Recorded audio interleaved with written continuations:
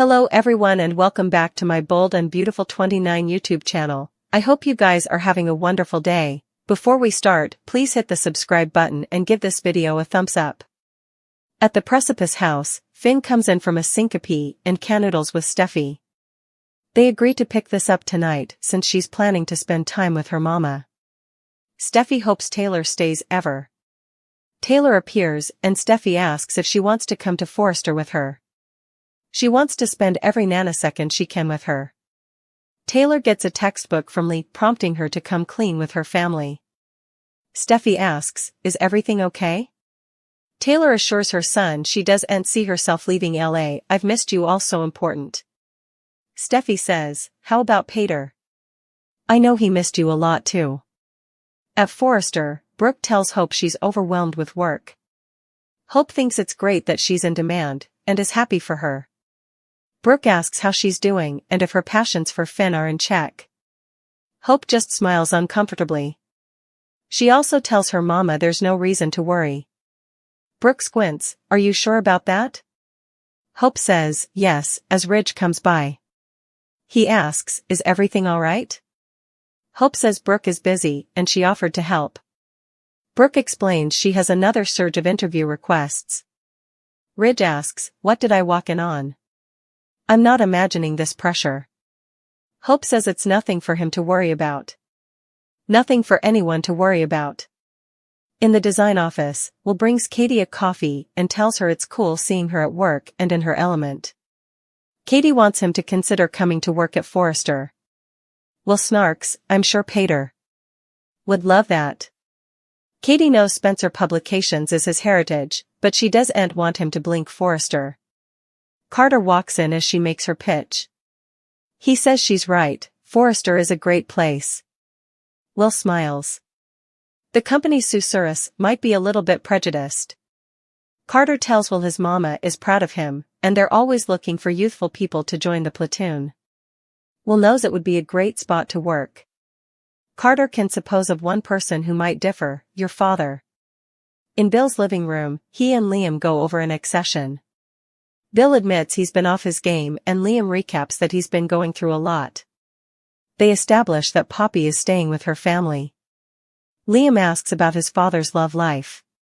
Circling back to the implicit accessions, Liam tells Bill they're all winners, but if they're going to make a decision, they'll have to do it soon or miss the occasion. It's kind of like his love life. He knows his father cares for Katie, but does she know he wants to get back together? Bill says Katie's always been his anchor and holds him responsible. She's the only bone. Who calls him out? Liam scoffs. I call you out.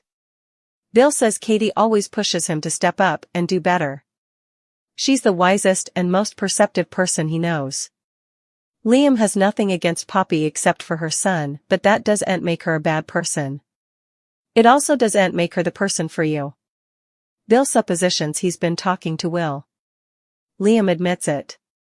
He asks Bill to be honest about wanting a reunion with Katie. Bill thinks with Will being home, and Katie looking out for him, he's remaining hopeful. In the design office, Katie tells Will she'd be fine with him going to Spencer as long as it's his choice and not what his father demands.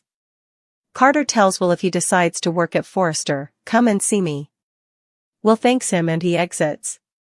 Katie gets a communication and tells Will that his father wants to see her. Will tells her to go as long as it's what she wants and not what his father demands. In the main office, Ridge tells Brooke and Hope he knows everything isn't fine and commodities going on. Hope insists it's all good and tries to change the subject. How is it having Taylor back in city? Ridge says he's glad she's back and the kiddies are thrilled. She's a force of nature and full of life. At the precipice house, Taylor tells Steffy she loves hanging out, but wants to talk about commodity other than her father. She doesn't need a man in her life. She's missed out on so important with Steffy and her family, and every nanosecond counts. She wants to spend every moment feeling love.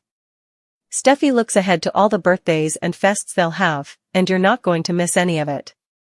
They clench and Taylor looks emotional. At Bill's place, he paces until Katie walks in. He exclaims, "You came." She asks what's going on. Bill says nothing at all. She thinks he's reconciled up about commodity. Bill sighs, alright, you see right through me. She wonders if he's going to pitch a trip on the Stella Maris. It's not passing. Will is trying to put his life together right now. Bill agrees and says that's what this is about, what lies ahead for them as a family. Steffy joins Hope in the design office, and they sputter about Taylor's return. Hope says Ridge was saying how nice it's to have her back. Steffy's really thankful her mama is back. She assures Hope she's not going to try and play matchmaker. They're grown-ups and can choose who they want to be with. Hope says Ridge chose her mama. Steffy muses about her pater. Going back and forth. She can see it in her mama's eyes that she'll always love her pater. Hope says he's married to her mama. She asks if Steffy would like to see her parents back together. Taylor visits Ridge in the main office. He says it's a nice surprise. He was looking for alleviation, and then you are. Taylor explains that she came in with Steffy. Ridge tells Taylor she's their son's guiding star. She wants her to see Kelly and Hayes grow up and be part of their mileposts. Taylor talks about treasuring every nanosecond. Ridge asks, what's going on? What's wrong? Taylor says she's just feeling thankful. They don't know how important time they've, and it's important to make the utmost of it. She's glad to be back home with the people she loves. Ridge pulls her into a clinch. Steffy Forrester could tell commodity was wrong, but Taylor Hayes acted like she just got emotional over a moment of ignoring. Steffy didn't buy that and ultimately asked if this was about a Joe. Although Steffy suggested perhaps her mama was seeing someone, Taylor said she didn't need a relationship to witness fulfillment in her life. Taylor was just thankful to be back reconnecting with her family, so Steffy decided not to push any farther, despite her enterprises. Although Steffy didn't want to hold Taylor back from living her life away, she teared up over how much she liked having her mama around. Having Taylor back in city for birthdays and leaves was a big deal to Steffy, who called Taylor a bright light in her family and heart. Steffy loved Taylor and said she'd no way stop demanding her, so Taylor replied that she demanded Steffy too, further than she could conceivably know. In Lee Finnegan's office, John Finnegan popped in and got some advice about a case's case. That led to Finn noticing Lee had a lot on her mind, so he figured out this was about a case and allowed. Perhaps he could help. Lee refused to go into the details since the case requested sequestration, but she did say it was serious and that the case didn't indeed want to tell her family.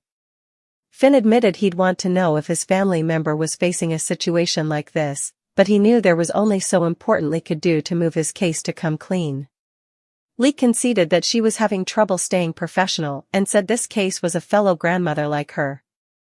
Ridge Forrester told Brooke Logan about his pledge to Steffy since he agreed to move Taylor to stick around Los Angeles.